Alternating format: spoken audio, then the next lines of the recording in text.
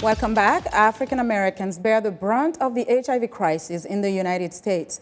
They are more frequently diagnosed with HIV/AIDS and more likely to die from this disease than any other racial or ethnic group in the country. There are many reasons, but as VOA's Carol Pearson reports, stigma is a major factor. It's only a swab of the gums. Do I turn it and do the bottom? It takes only 10 seconds. It could save a life, prevent passing on an infection. It could stem an HIV epidemic. Thank you. In the African American community. But stigma gets in the way. African Americans make up 12% of the U.S. population, but account for 44% of new HIV cases, according to the U.S. Centers for Disease Control and Prevention.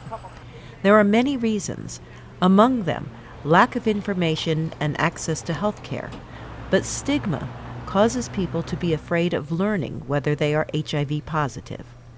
Timothy Harrison is with the Department of Health and Human Services. We all believe it's a huge part of what is deterring people from getting tested, and if they test positive, it may deter them from being linked to care or staying in care. National HIV Testing Day confronts the stigma. At this year's event in Washington, people lined up on a sweltering day to learn their status. And that's important. And that's an important piece because if you know your HIV status, you are more likely to take care of yourself and you're least likely to transmit the virus to somebody else. We believe that addressing stigma and discrimination is essential. This conference at Howard University, a historically African American college, addressed the issue of the stigma of HIV.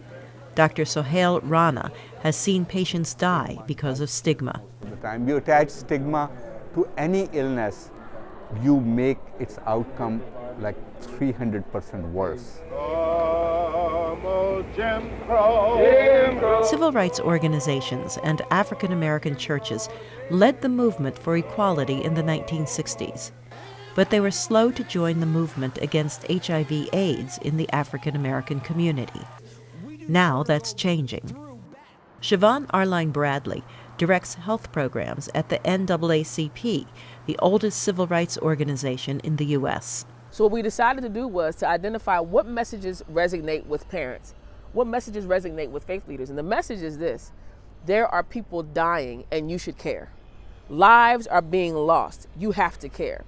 U.S. health agencies are working to get out the information that HIV is preventable, that testing is essential, and that HIV is not a death sentence. The website AIDS.gov says unless the course of the epidemic changes, at some point in their lifetime, an estimated 1 in 16 black men and 1 in 32 black women will be diagnosed with HIV infection.